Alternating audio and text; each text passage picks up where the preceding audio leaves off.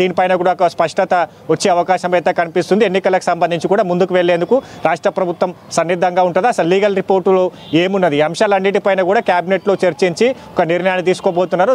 దాంతో పాటుగా ఎస్ఎల్బీసీకి సంబంధించి కూడా గతంలో ప్రమాదం తర్వాత ఎస్ఎల్బీసీకి సంబంధించిన సొరంగ పనులు ఆగిపోయాయి. దానికి సంబంధించి కూడా ఎస్ఎల్బీసీకి సంబంధించి కూడా పనులను పునరుద్ధరించేందుకు రాష్ట్ర ప్రభుత్వం ఒక నిర్ణయాన్ని తీసుకోబోతుంది. దాంతో పాటుగా ఎస్ఆర్ఎస్పీకి సంబంధించి కూడా ప్రాజెక్టుకు మాజీ మంత్రి దామోదర్ రెడ్డికి సంబంధించి కూడా ఆయన పేరును ఖరారు చేసేందుకు ఈరోజు మంత్రివర్గంలో చర్చించి నిర్ణయాన్ని తీసుకోబోతున్నారు.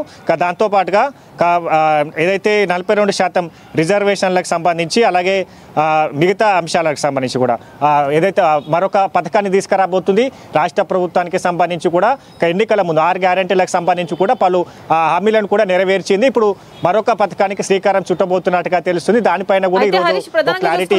అలాగే మూసీ హైడ్రా అంశాలు కూడా ఈ కేబినెట్ సమావేశంలో చర్చకు వచ్చే అవకాశం ఉందంటారా? మూసీ ప్రక్షాళనలకు సంబంధించి కావచ్చు, హైడ్రాకి సంబంధించి కూడా పలు ఈ అంశాలపైన కూడా చర్చ జరిగే అవకాశం అయితే కనిపిస్తుంది. ఎందుకంటే మొన్న మూసీ వరద తర్వాత కూడా హైదరాబాద్లో సంబంధించి కూడా పలు చోట్ల అక్కడక్కడ ఏదైతే ఇబ్బందుల ఎదురైన పరిస్థితి కావచ్చు, మూసీ ప్రక్షాళన తర్వాత ఏ విధంగా ఉండబోతుంది, ఆ మూసీ ప్రక్షాళనకు సంబంధించి కూడా ఇప్పుడు ఆగిపోయిన పరిస్థితి అయితే ఉన్నది. కాబట్టి దాన్ని ముందుకు తీసుకెళ్లాలనే అంశంపైన కూడా ఈరోజు క్యాబినెట్లో చర్చిస్తారు. దాంతోపాటుగా హైడ్రాకి సంబంధించి కూడా మరికొన్ని ఏదైతే కబ్జా స్థలాలు కావచ్చు, ప్రభుత్వం సంబంధించి కూడా అక్రమ నిర్మాణాలకు సంబంధించి కూడా ఏదైతే అక్కడ హైడ్రాకి సంబంధించి కూడా కూల్చివేతలు జరుగుతున్నాయో దానికి సంబంధించి కావచ్చు, మరోవైపు రాష్ట్ర ప్రభుత్వానికి సంబంధించి కూడా టీజీఐసీకి సంబంధించి కూడా ప్రభుత్వ భూములను వేలం వేయబోతుంది. ఈ అంశం పైన కూడా ఈరోజు క్యాబినెట్తో చర్చించి ఒక నిర్ణయాన్ని తీసుకోబోతున్న నేపథ్యం అయితే కనిపిస్తూ ఉన్నది. ఇక మొత్తంగా 42% రిజర్వేషన్లకు సంబంధించి కూడా బీసీలకు సంబంధించిన రిజర్వేషన్లకు సంబంధించి కూడా ప్రత్యేకంగా ఈ రోజు చర్చ జరుగుతుంది. గతంలో విపక్షాలు ఆరోపించే పూర్తి స్థాయిలో రైతులకు న్యాయం జరగలేదు అంటూ కూడా ఇటు విపక్షాలు ఆరోపించిన నేపథ్యంలో మరి రైతు భరోసాలో ఏమైనా మార్పులు చేర్పులు ఉండే అవకాశం ఏమైనా ఉందంటారా? రైతు భరోసా సంబంధించి కూడా పంట పెట్టుబడి సాయం అందిస్తూ ఉన్నది. 12,000కు సంబంధించి కూడా రైతు భరోసా రాష్ట్ర ప్రభుత్వం అందిస్తుంది. దాంతోపాటుగా ఇక రైతు కూలీలకు సంబంధించి ఈ అంశానికి సంబంధించి ఏ విధంగా ముందుకెళ్ళాలి, ఒక కౌలు రైతులకు సంబంధించి ఏ విధంగా ముందుకెళ్ళాలి, ఇంకా ఎక్స్టెండ్ ఇంకా 5 ఎకరాల తర్వాత ఇంకా ఏమైనా రైతు భరోసాకు సంబంధించి కూడా ఎకరాలను పెంచేందుకు రాష్ట్ర ప్రభుత్వానికి సంబంధించి కూడా ఈ నిర్ణయం పైన కూడా చర్చించి ఒక క్లారిటీ ఇవ్వబోతున్న పరిస్థితి అయితే కనిపిస్తుంది. ఇక మొత్తంగా ఈ అంశాలన్నిటిపైన కూడా చర్చ జరుగుతుంది. ప్రధానంగా ఈ భేటీ కీలకమని చెప్పాలి. ఎందుకంటే స్థానిక సంస్థల ఎన్నికలకు సంబంధించి కూడా ఒక నిర్ణయాన్ని తీసుకోబోతూ అన్నది. కాబట్టి 42% రిజర్వేషన్లకు సంబంధించి ఏ విధంగా ముందుకెళ్ళాలి, ఒక లీగల్ ఒపీనియన్ తీసుకుంది. ఒకవేళ పార్టీ పరంగా ఎన్నికలకు 42% రిజర్వేషన్ ఇచ్చి ఎన్నికలకు వెళ్ళాలనుకుంటే ఎన్నికలకు వెళ్ళాలి. జూబ్లీహిల్స్ అలాగే హరీష్ ప్రధానంగా చూసుకున్నట్టయితే స్థానిక సంస్థల ఎన్నికల విషయంలో 2 పిల్లలు నిబంధన పెట్టారు. అయితే ఈ నేపథ్యంలో దీంతో పాటు మరిన్ని నిబంధనలు పెట్టే అవకాశం ఉందంటారా? 2 పిల్లల నిబంధనకు సంబంధించి కూడా తొలగించడం జరిగింది.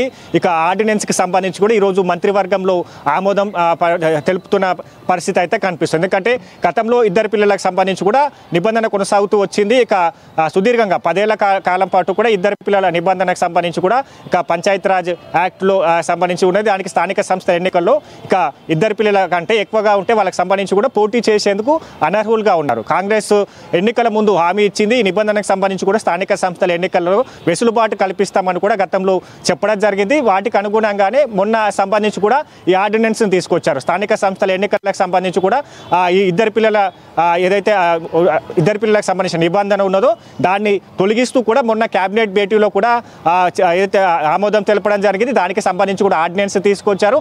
ఈ ఆర్డినెన్స్కి సంబంధించి కూడా ఈరోజు మంత్రివర్గంలో ఆమోదం పడనున్న పరిస్థితి అయితే కనిపిస్తూ ఉన్నది. కాబట్టి దీని తర్వాత ఎన్నికలకు సంబంధించి కూడా స్పెషల్గా కీలకంగా ఈ భేటీ అని చెప్పాలి. ఎందుకంటే స్థానిక సంస్థల ఎన్నికలకు సంబంధించి కూడా రాష్ట్ర ప్రభుత్వం ఏ విధంగా ముందుకెళ్తుంది, రిజర్వేషన్లకు సంబంధించి కూడా హైకోర్టుతో వాదనలు వినిపిస్తుంది. సుప్రీంకోర్టులోకి వెళ్ళాలా, లేదంటే రాష్ట్రపతి వద్ద ఉన్న బిల్లుకు సంబంధించి కూడా ఆమోదం తెలిపే విధంగా కార్యాచరణ సిద్ధం చేయాలా, లేదంటే గవర్నర్ వద్ద 3 నెలలు పెండింగ్లో ఉంటే దానికి సంబంధించి కూడా సుప్రీంకోర్టులో మరోసారి పిటిషన్ దాఖలు చేసి వాదనలు వినిపించాలా, లేదంటే జూబ్లీహిల్స్ ఉప ఎన్నిక తర్వాత స్థానిక సంస్థల ఎన్నికలకు నిర్వహించేందుకు పాత రిజర్వేషన్ ప్రకారమే హైకోర్టు ఇచ్చిన తీర్పుకు అనుగుణంగా వెళ్తుందా, ఈ అన్ని అంశాలపైన కూడా ఈరోజు కీలకంగా చర్చ జరుగుతుంది. దీంతో స్థానిక సంస్థల ఎన్నికలపైన కూడా ఈరోజు ఒక క్లారిటీ వచ్చే అవకాశం అయితే కనిపిస్తూ ఉంది. దాంతోపాటుగా ఈ ఆర్డినెన్స్కి సంబంధించి ఇద్దరు పిల్లల నిబంధనకు సంబంధించిన ఆర్డినెన్స్కు ఆమోదం పడనున్నది. ఎస్ఎల్బీసీకి సంబంధించిన స్వరంగం పనులు కావచ్చు, కాళేశ్వరానికి సంబంధించి కూడా పునర్నిర్మాణానికి సంబంధించి కావచ్చు, టెండర్లకు సంబంధించి, అలాగే డిజైన్కి సంబంధించి కాళేశ్వరం ప్రాజెక్టుకి సంబంధించి కూడా ఈరోజు చర్చ జరుగుతుంది. దాంతోపాటుగా ఎస్ఎల్బీసీ స్వరంగం పనులు, ఇక ఎస్ఆర్ఎస్పికి సంబంధించిన ప్రాజెక్టుకు మాజీ మంత్రి దామోదర్ రెడ్డికి సంబంధించిన పేరును ఖరారు చేయడంతో పాటుగా ఒక పథకాన్ని తీసుకురాబోతున్నారు. రైతు భరోసాకి సంబంధించి కూడా ఒక కీలకమైన నిర్ణయాన్ని తీసుకోబోతున్నారు. దాంతో పాటుగా మరొక స్కీమ్ను లాంచ్ చేసేందుకు రాష్ట్ర ప్రభుత్వం సిద్ధంగా ఉన్నట్టు తెలుస్తుంది. ఆ పథకానికి సంబంధించి ఏ పథకం మరోసారి రాష్ట్ర ప్రభుత్వం అమలు చేయబోతుంది, వీటన్నిటిపైన కూడా ఈ భేటీలో చర్చించిన తర్వాత ఒక కీలకమైన నిర్ణయాలు తీసుకోబోతున్నారు. Vennela. Right Harish, thank you.